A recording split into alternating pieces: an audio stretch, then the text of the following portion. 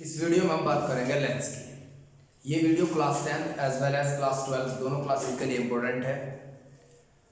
इस वीडियो में मैं आपसे बात करूंगा लेंसेज कितनी तरह के होते हैं, उनका नेचर कैसा होता है, उनके यूजेस क्या हैं। आप लेंस की हेल्प से किस तरीके से पोजीशन ऑफ इमेज कैलकुलेट कर सकते हैं, नेचर ऑफ इमेज कैलकुलेट कर सकते हैं, उसकी मैग्नीफिकेशन कैलकुलेट कर सकते हैं। सबसे पहले बात करते हैं लेंसेज होता क्या है। दरअसल एक ट्रांसपेरेंट मीडियम का एक मैग्नीफाइंग ग्लास होता है जिसे आप लेंस बोलते हैं। ट्रांसपेरेंट मीडियम कैसा, जैसे कि ग्लास या फाइबर, यहाँ तक कि पानी का भी लेंस बन सकता है। आपने कई बार देखा होगा एक बबल है और बबल के अंदर आपको दिखाई देगा एक मैग्नीफाइड इमेज, तो वो क्या है, एक लेंस की तरह बिहेव करता है। Concept clear? तो लेंस होता है क्या, आप उसकी डेफिनेशन लिखेंगे, it is a transparent, it is an optical device which is used to magnify the image and made up of a transparent medium। ये सबसे आसान डेफिनेशन। Concept clear? लेंसेज हमारे पास दो तरह के होते हैं। एक लेंस होता है हमारे पास कॉन्वेक्स लेंस। जो कॉन्वेक्स लेंस है वो होता है कन्वर्जिंग लेंस। कॉन्वेक्स लेंस को कन्वर्जिंग लेंस क्यों कहते हैं, जरा ध्यान दीजिएगा। दरअसल कॉन्वेक्स लेंस की शेप ऐसी होती है, अगर ये प्रिंसिपल एक्सिस है तो कॉन्वेक्स लेंस की शेप ऐसी होती है। और कॉन्वेक्स लेंस की अगर आप ध्यान दें, एक सरफेस ही है और एक सरफेस ही है। तो जो ये सरफेस है, फर्स्ट सरफेस, तो इसका पोल आप ये मानेंगे और सेकंड सरफेस का पोल ये मानेंगे आप। इसे P2 मालूम है। First surface right hand side की तरफ झुकी हुई है, तो फर्स्ट सरफेस का जो सेंटर ऑफ कर्वेचर होगा वो यहां होगा, और second surface left hand side की तरफ झुकी हुई है, तो सेकंड साइड का सेंटर ऑफ कर्वेचर इस तरफ होगा। Concept clear? 101%। अगर मैं बात करूं क्लास 10th तक के लेवल की, क्लास 10th तक की ऑप्टिक्स में लेंस का जो सेंटर ऑफ कर्वेचर नोट किया जाता है वो सिर्फ फर्स्ट सरफेस के कर्वेचर के रेस्पेक्ट में किया जाता है।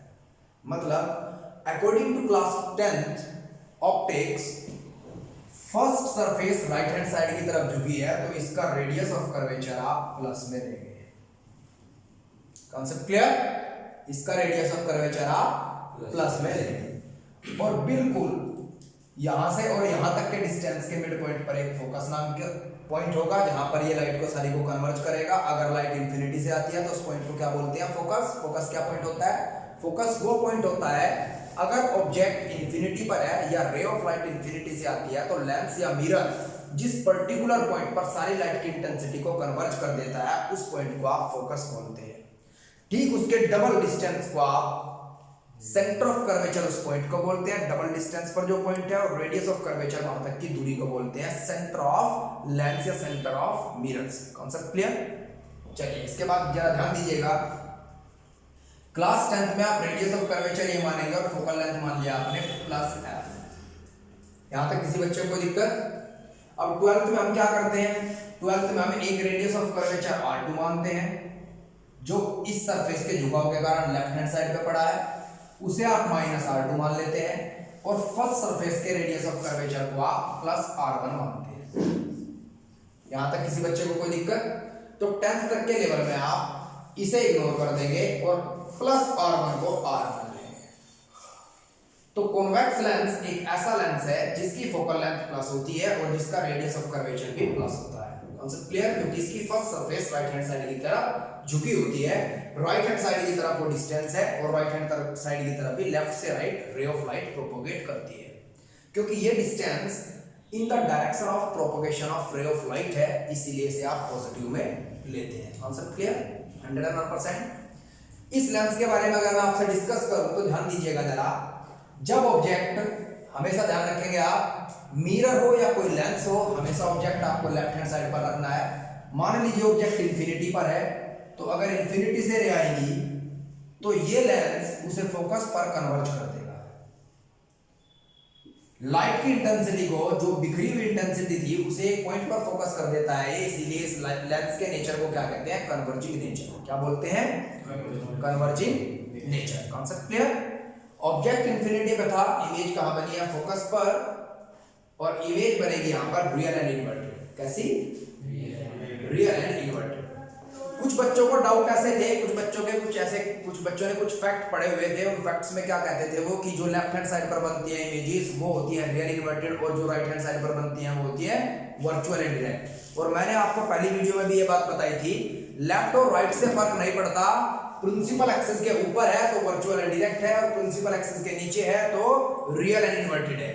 लेंस के केस में real and inverted images right hand side पर बनती है, और रियल इन्वर्टेड वो होती है जो प्रिंसिपल एक्सिस के नीचे बनती है। Concept clear? 101%। तो कॉन्वेक्स लेंस एक ऐसा लेंस है जो रियल इन्वर्टेड इमेज भी बनाता है और जो वर्चुअल एंड डायरेक्ट इमेज भी बनाता है। Concept clear? 101%।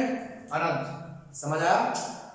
अब समझिएगा, कॉन्वेक्स लेंस एक कन्वर्जिंग लेंस है जिसका रेडियस ऑफ कर्वेचर पॉजिटिव है, जिसका फोकल लेंथ भी पॉजिटिव है, और जिसके लिए यू हमेशा लेफ्ट हैंड साइड पर रखना है, जिसे क्या किस में लेंगे आप नेगेटिव में, और v दोनों तरफ बन सकता है, पॉजिटिव v और नेगेटिव v। अगर v पॉजिटिव है तो सीधी सी बात है वो राइट हैंड साइड पर होगा और इमेज होगी real and inverted. Real and inverted. जब आप न्यूमेरिकल सोल्व करेंगे तो न्यूमेरिकल सोल्व करते हुए आप देखेंगे अगर v की वैल्यू कॉन्वेक्स लेंस के केस में पॉजिटिव आती है तो इमेज का नेचर होगा रियल एंड इन्वर्टेड, लेकिन अगर v की वैल्यू नेगेटिव में आती है तो नेचर होगा वर्चुअल एंड इरेक्ट। यहां तक याद रखेंगे आप, हर बच्चे को याद रहेगा ये? अब याद रहेगा, अगर प्लस में आती है v की वैल्यू तो real and inverted image convex lens के केस में, अगर माइनस में आती है तो virtual and erect image convex lens के केस में। और कॉन्वेक्स लेंस का नेचर क्या है? कन्वर्जिंग। जिस बच्चे को दूर का साफ दिखाई नहीं देता तो उसकी आंखों में मायोपिया है, और मायोपिया को सही करने के लिए आप कॉनकेव लेंस का यूज करते हैं। जिसे नजदीक का दिखाई नहीं देता उसकी आंखों में हाइपरमेट्रोपिया है। हाइपरमेट्रोपिया को आप सही करने के लिए, करेक्शन के लिए, हाइपरमेट्रोपिया की करेक्शन के लिए आप convex lens of suitable focal length use करते हैं। Concept clear? Focal length, radius of curvature and power of convex lens always positive. Focal length भी, रेडियस ऑफ कर्वेचर भी और पावर भी कॉन्वेक्स लेंस की पॉजिटिव होगी। Concept clear? 100%। कोई दिक्कत यहां तक? चलिए अब इसके बाद हम बात करते हैं इसमें इमेजेस बनती कैसे है। अगर आपने कॉनकेव मिरर का इमेज फॉर्मेशन चार्ट याद रखा है, जो मैंने आपको बताया था कि अगर पोजीशन ऑफ ऑब्जेक्ट आप बदलते चले जाएंगे तो पोजीशन ऑफ इमेज भी बदलेगी, तो आपको 101% सही समझ आएगा। फर्स्ट ऑफ ऑल मैं आपको बताऊंगा, अगर आपके पास लेंस है कॉन्वेक्स, तो अगर एनसीईआरटी में इस तरफ उन्होंने C1 रखा हुआ है तो आप प्लीज C2 कर लीजिएगा, क्योंकि पहली सरफेस का पोल ये है P1, सेकंड सरफेस का पोल ये है P2, और P2 सेकंड सरफेस झुकी होती है इस तरफ, तो इस तरफ C2 लिखूंगा मैं, और फर्स्ट सरफेस झुकी होती है इस तरफ, तो इस तरफ मैं C1 लिखूंगा। तो यहां पर F2 होगा और यहां पर F1 होगा। कॉन्वेक्स लेंस के केस में ये इमेजिनरी फोकस होता है और रियल फोकस सिर्फ ये होता है, तो इसे फोकस कहा जाता है। Concept clear? कॉन्वेक्स लेंस के केस में रियल फोकस भी यही है, रियल सेंटर ऑफ कर्वेचर भी यही है, अगर आप क्लास 10th के स्टूडेंट हैं। Concept clear? 101%। चलिए जरा ध्यान दीजिएगा, मैं यहां लिखूंगा, सही है, पोजीशन ऑफ ऑब्जेक्ट,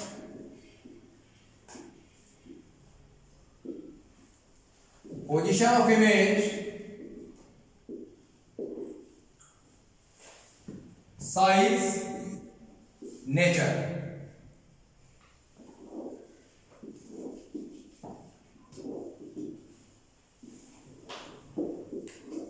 जरा ध्यान दीजिएगा।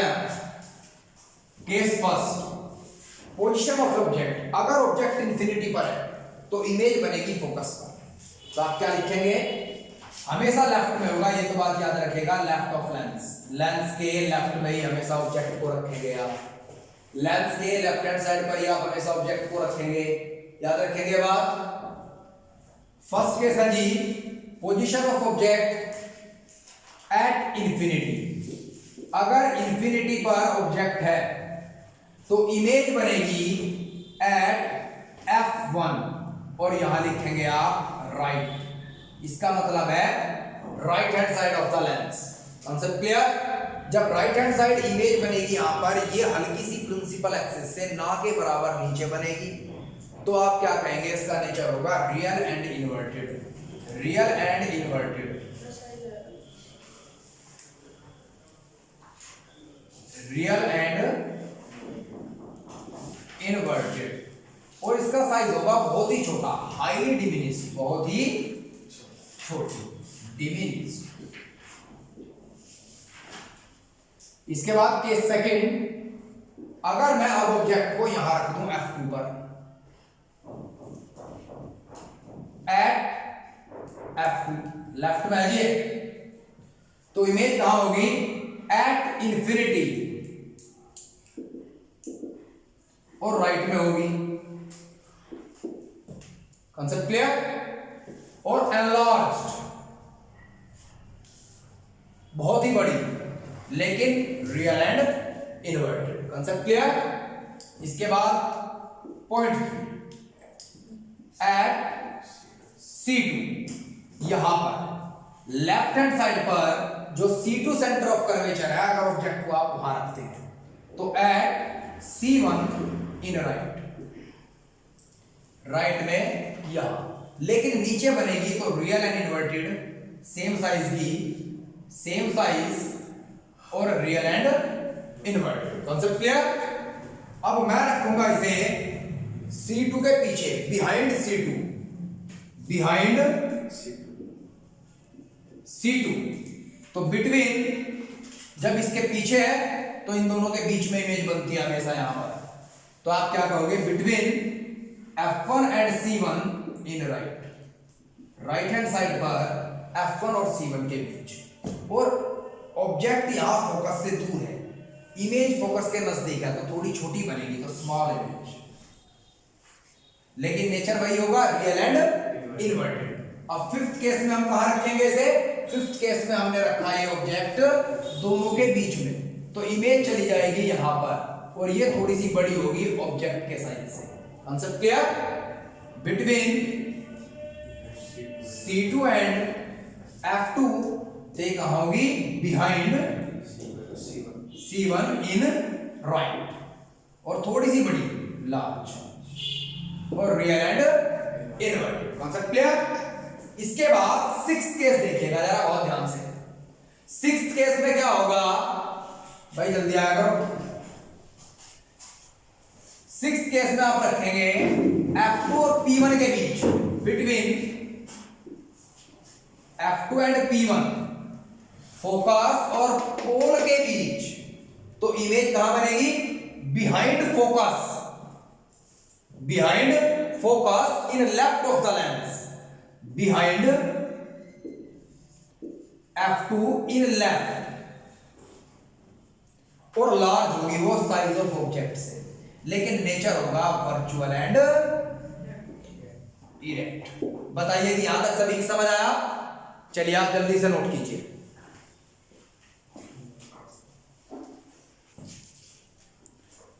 चलो भाई, इसके बाद देखो जरा कॉन्वेक्स लेंस के बारे में आगे बात करते हैं। ये लेंस फॉर्मूला है 1/v minus 1/u is equals to 1/, ठीक है? ये लेंस फॉर्मूला है। अगर बात करें कॉन्वेक्स लेंस की, कॉन्वेक्स लेंस, तो आप याद रखोगे फोकल लेंथ आप हमेशा पॉजिटिव में रखेंगे जब न्यूमेरिकल करेंगे, रेडियस ऑफ कर्वेचर हमेशा पॉजिटिव में लिखेंगे, u को हमेशा माइनस में लेंगे, और v पॉजिटिव और नेगेटिव दोनों हो सकता है। It depend at the position of object. ये क्वेश्चन कई दफा आया पेपर में कि nature, size and position of image किस फैक्टर पर डिपेंड करता है। सबसे पहले वो डिपेंड करता है पोजीशन ऑफ ऑब्जेक्ट पर, दूसरे नंबर पर नेचर ऑफ लेंस और मिरर, और तीसरे नंबर पर size of object. Concept clear? 100%। चलिए जरा ध्यान दीजिएगा, अगर v पॉजिटिव है तो ये 101% राइट हैंड साइड पर होगा, और अगर नेगेटिव है तो लेफ्ट हैंड साइड पर होगा। ठीक है जी। राइट हैंड साइड पर अगर इमेज बनती है कॉन्वेक्स लेंस के केस में तो इमेज होगी virtual and erect, virtual and erect. और अगर लेफ्ट हैंड साइड पर बनती है, ये गड़बड़ हो गया friends, real and inverted, real and inverted. और अगर लेफ्ट हैंड साइड पर बनती है तो virtual and erect, virtual and erect. Concept clear? 100%। जो वर्चुअल इमेज बनती है ये 101%, आप अभी वो मैंने आपको चार्ट बताया उसमें देख लीजिएगा, लार्ज बनती है लेंस के केस में, कॉन्वेक्स लेंस के केस में। और रियल इन्वर्टेड इमेज स्मॉल भी हो सकती है, सेम साइज की भी हो सकती है, और लार्ज भी हो सकती है। It depend at the position of the object. Concept clear? इसके बाद बात करते हैं हम कॉनकेव लेंस की। फिर आप एक साथ न्यूमेरिकल कीजिएगा।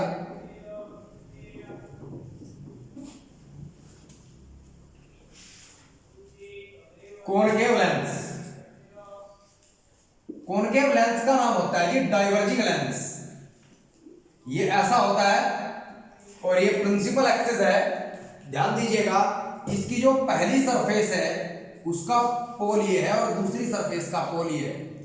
तो पहली सरफेस को देखना था क्लास 10th में, पहली सरफेस लेफ्ट हैंड साइड की तरफ है तो इसका फोकस यहां होगा और सेंटर ऑफ कर्वेचर यहां होगा। तो ये C1 और ये F1। इस सरफेस का फोकस यहां होगा F2 और सेंटर ऑफ कर्वेचर यहां होगा। तो क्लास 10th की बात अगर मैं करूं तो इसका फोकस लेफ्ट हैंड साइड में पड़ता है तो फोकल लेंथ नेगेटिव होगी, और रेडियस ऑफ कर्वेचर लेफ्ट में पड़ता है तो रेडियस ऑफ कर्वेचर भी नेगेटिव होगी। ऑब्जेक्ट हमेशा आप लेफ्ट में रखेंगे। ये ऑब्जेक्ट है, न्यूमेरिकल सोल्व करते हुए ध्यान देंगे, और यहां से लेकर के पोल तक के डिस्टेंस को आप -u लेंगे, नेगेटिव। Concept clear? इसमें जितनी भी इमेजेस बनेगी वो सारी इमेजेस लेफ्ट हैंड साइड पर बनेगी, लेफ्ट साइड पर। तो इमेज पोल और फोकस के बीच ही बनती है ज्यादातर। तो आप क्या कहेंगे, इमेज भी इस तरफ बनेगी और v भी इसमें नेगेटिव होगा। Concept clear? 101%। इसमें जो इमेज होगी वो वर्चुअल एंड इरेक्ट होगी, वर्चुअल एंड इरेक्ट। एक चीज और, स्मॉल साइज की होगी। साइज क्या होगा? स्मॉल। तो अगर आप एक न्यूमेरिकल करते हैं और न्यूमेरिकल में पूछ लिया गया कि लेंस का नेचर कैसा है, अगर वर्चुअल इमेज बनाई तो आप ध्यान देंगे वर्चुअल इमेज उसने ऑब्जेक्ट से छोटी बनाई तो कॉनकेव लेंस, अगर ऑब्जेक्ट से बड़ी बनाई तो concave convex lens. Concept clear? अगर वर्चुअल इमेज बनाई तो वर्चुअल तो दोनों लेंस बनाते हैं, अगर रियल इमेज बनाई तो 100% कॉन्वेक्स लेंस है। अगर रियल इमेज बनाई तो 100% कौन सा लेंस है? Convex lens. लेकिन अगर वर्चुअल इमेज बनाई, वर्चुअल इमेज अगर छोटी है तो कॉनकेव, अगर बड़ी है तो कॉन्वेक्स लेंस। Concept clear? जो आपके पास ये फॉर्मूला था, mirror formula, lens formula, 1/v - 1/u is equals to 1/f, ये यूनिवर्सल लेंस फॉर्मूला है, मतलब ये सभी के लिए एप्लीकेबल है। Concept clear? 101% कॉन्वेक्स लेंस हो या कॉनकेव लेंस हो। जब आप क्लास 12th में आएंगे तो समझेंगे कॉनकेव लेंस 3 तरह के होते हैं, कॉनकेवो concave, कॉन्वेक्सो concave and plano concave. फिर कॉन्वेक्स लेंस भी 3 तरह के होते हैं, कॉन्वेक्सो कॉन्वेक्स और कॉनकेवो कॉन्वेक्स और प्लेनो कॉन्वेक्स। Concept clear? 101%। कोई दिक्कत? चलिए अब जरा बात करते हैं, इस लेंस को बोलते हैं आप डाइवर्जिंग लेंस। दरअसल डाइवर्जिंग बोलते क्यों है वो समझिएगा। अगर लेंस के ऊपर इनफाइनाइट डिस्टेंस से सूरज की किरणों को डाला जाए तो जब रे यहां टकराती है तो टकराने के बाद ऐसे मुड़ जाती है और थोड़ी सी इंटेंसिटी को ये यहां फोकस कर देता है। सारी इंटेंसिटी 99% इसने डाइवर्ज कर दी। इमेज यहां बनी तो इसने डाइवर्ज कर दी, तो इसीलिए से क्या कहा गया? Diverging lens. मायोपिया के केस में जब आपको दूर का ना दिखाई देता हो तो कॉनकेव लेंस का यूज करते हैं, सुटेबल फोकल लेंथ और सुटेबल पावर के लेंस का। Concept clear? 101%। बात करते हैं magnification power of lenses. Magnification power of lenses भी वही है जैसे कि मिरर में था, height of image to the height of object, height of image to the height of object. Magnification power, इसे आप स्मॉल एम से भी नोट करते थे। होता क्या था? Height of image to the height of object. ये हाइट ऑफ इमेज थी और ये हाइट ऑफ ऑब्जेक्ट था। आगे समझ? कोई दिक्कत? अगर मैग्निफिकेशन पावर 1 से बड़ी है तो सीधी सी बात है इमेज बड़ी होगी ऑब्जेक्ट से। अगर मैग्निफिकेशन पावर 1 के बराबर है तो दोनों का साइज बराबर होगा, height of image equal to height of object. अगर मैग्निफिकेशन पावर 1 से छोटी है तो हाइट ऑफ इमेज छोटी होगी हाइट ऑफ ऑब्जेक्ट से। Concept clear? अब नेचर पॉजिटिव मैग्निफिकेशन पावर और नेगेटिव होना तय करता है इस फॉर्मूले से। एक फॉर्मूला और होता है आपके पास V/U। मिरर के केस में यहां माइनस साइन था, लेंस के केस में यहां माइनस साइन नहीं है, ये आप याद रखें। आगे समझ? चलिए बात करते हैं सबसे पहले कॉन्वेक्स लेंस की। कॉन्वेक्स लेंस के लिए मैंने दोबारा से फॉर्मूला लिख दिया। और कॉन्वेक्स लेंस में सीन क्या है? कॉन्वेक्स लेंस में सीन है कि V पॉजिटिव और नेगेटिव दोनों साइड होता है, लेकिन U हमेशा माइनस में होता है। तो इसकी दो मैग्निफिकेशन पॉसिबल है, पॉजिटिव और नेगेटिव। Concept clear? तो मैग्निफिकेशन पावर प्लस और माइनस किस लेंस की हो सकती है? कॉन्वेक्स लेंस की। किसकी? ध्यान दीजिएगा जरा, बहुत ध्यान से देखिएगा। अगर इमेज लेफ्ट हैंड साइड पर बनी, V नेगेटिव होगा, नेगेटिव से नेगेटिव कट जाएगा तो मैग्निफिकेशन पावर क्या रह जाएगी? पॉजिटिव। अगर मैग्निफिकेशन पावर प्लस आती है तो इमेज लेफ्ट में होगी और वर्चुअल इमेज होगी, वर्चुअल इमेज। Concept clear? 100%। कोई दिक्कत? अब अगर राइट हैंड साइड पर बनती है इमेज तो राइट हैंड साइड पर क्या होगा? समझिए जरा, V पॉजिटिव होगा। पॉजिटिव अपॉन नेगेटिव नेगेटिव होता है तो मैग्निफिकेशन पावर नेगेटिव आएगी, राइट में इमेज चली जाएगी लेकिन रियल इमेज बनेगी, रियल एंड इनवर्टेड। ये था जी कॉन्वेक्स लेंस के नेचर को समझने का तरीका। अब समझते हैं कॉनकेव लेंस। कॉनकेव लेंस, वही फॉर्मूला दोबारा से लिखा आपने। इसमें क्या होता है? V भी नेगेटिव होता है, U तो हमेशा नेगेटिव रहेगा। नेगेटिव से नेगेटिव कट के मैग्निफिकेशन पावर आ जाती है पॉजिटिव। तो जिस लेंस की मैग्निफिकेशन पावर पॉजिटिव है, आप आंख बंद करके ये नहीं कह सकते कि वो हमेशा कॉनकेव लेंस होगा। हो सकता है वो कॉन्वेक्स भी हो, लेकिन अगर पॉजिटिव है और लेस देन 1 है तो कॉनकेव है और मोर देन 1 है तो कॉन्वेक्स। Concept clear? 100%। लेकिन अगर मैग्निफिकेशन पावर नेगेटिव है तो 101% वो कॉन्वेक्स लेंस। यहां तक किसी बच्चे को कोई दिक्कत? कोई दिक्कत? कोई डाउट? अब बात करते हैं लास्ट टॉपिक की। इसके सिर्फ 2 मिनट में क्लियर कर दूंगा पावर ऑफ लेंस होता है। दरअसल पावर ऑफ लेंस का मतलब है inverse of focal length, magnifying degree. समझ रहे हैं ना? मतलब किसी चीज को किस एबिलिटी तक वो आपको दिखा सकता है, तो उसे कहते हैं आप पावर ऑफ लेंस। सिंपल से लैंग्वेज में कहेंगे power of lens is the inverse of focal length. उस पर रिलेटेड अगर कोई न्यूमेरिकल आपके पास आता है तो आप सोल्व भी इसी फॉर्मूले से करेंगे जैसे कि मैं बताता हूं।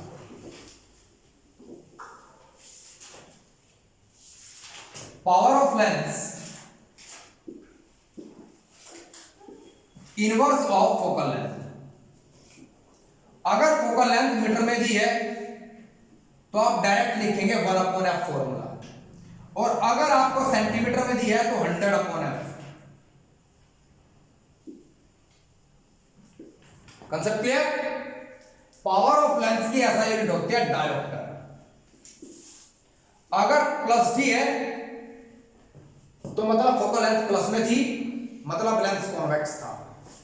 अगर माइनस डी है तो फोकल लेंथ माइनस में थी, मतलब लेंस कॉन्केव था।